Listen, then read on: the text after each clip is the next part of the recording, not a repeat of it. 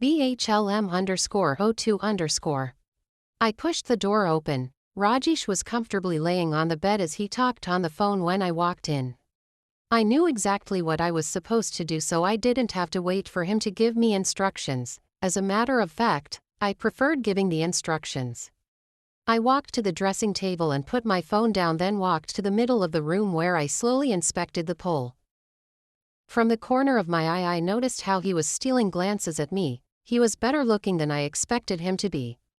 He had pink lips that showed a little burn, obviously from smoking a lot. His hair was nicely tied behind. He had neat eyebrows and he kept rolling his marriage band. I guess he was talking to his wife. I turned around, giving him my back, then slowly dropped my dress to the ground. I must have caught him off guard because he was holding his breath when I turned to face him. He took in my tiny body with lust. I was standing only in heels and a lace panty that was barely covering anything. I grabbed the pole firmly and put my body against it. Then, using little effort, I lifted my weight. I started to swing my body around it as I swayed my hips from one side to the other. This was the most important part of the process. I needed to make sure that I had him wrapped around my fingers. I straightened my hands just above my head, then pulled myself up and parted my legs so that the pole could be between my legs. I watched his movements, his breathing rate, and when I was satisfied that I had him where I wanted, I got off and joined him on the bed. At exactly 05 in the morning I heard an alarm sound. Shit, Rajesh cursed under his breath. Language, I told him in my sleepy voice. How old are you? That is not supposed to be disclosed. You read the contract. Didn't you? I heard him laugh a little. You need to leave, I said, now sitting up.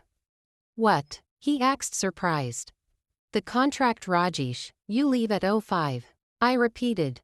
Like, really, you are crazy, he said before clicking his tongue. I just looked at him. I had heard worse and I knew it was about to get worse. You are just a cheap whore, he screamed before grabbing his clothes. Okay, I responded calmly. He turned to look at me before throwing a bundle of money on the bed. I was so used to this kind of treatment. The world was a cruel place after all, and I had accepted that. The door banged behind him and I threw the covers over my head. I needed to get some sleep before meeting Dad for breakfast. At 7 I got up and took a long shower. This room had also become like home. I used it on most occasions, so I had talked to the manager to keep me a pair of clothes once in a while. After my relaxing bath I changed into a pair of loose white slacks and a peach long-sleeve top. The clothes I had on, I threw them in the trash can and walked away. The drive to Dad's office took shorter than I expected. Congestion had not yet built up. Good morning, Ms. Yerman, his secretary greeted. Hi, Tim, I said, grabbing the bowl of jungle oats he had in his hands. Surely. Join us for breakfast, real food, I said, dumping the bowl in the trash can. Not everyone can afford real food, you know, he said in a sulky voice. You are only as rich as you feel. Stop feeling sorry for yourself, I said before pushing the door to Dad's office open. People must have remained talking behind my back, and that wouldn't even shock me at all. Tim was the only person that had ever stood up for himself, and I liked him because he was honest. Hey, princess, Dad greeted with weary eyes. You didn't sleep, did you? I asked, looking at his puffy eyes.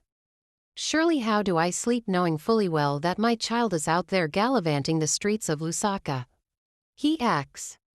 I couldn't help but feel sorry for him. I wish I could be the perfect child, or maybe if he had adopted another child, just maybe he wouldn't have to stress over me.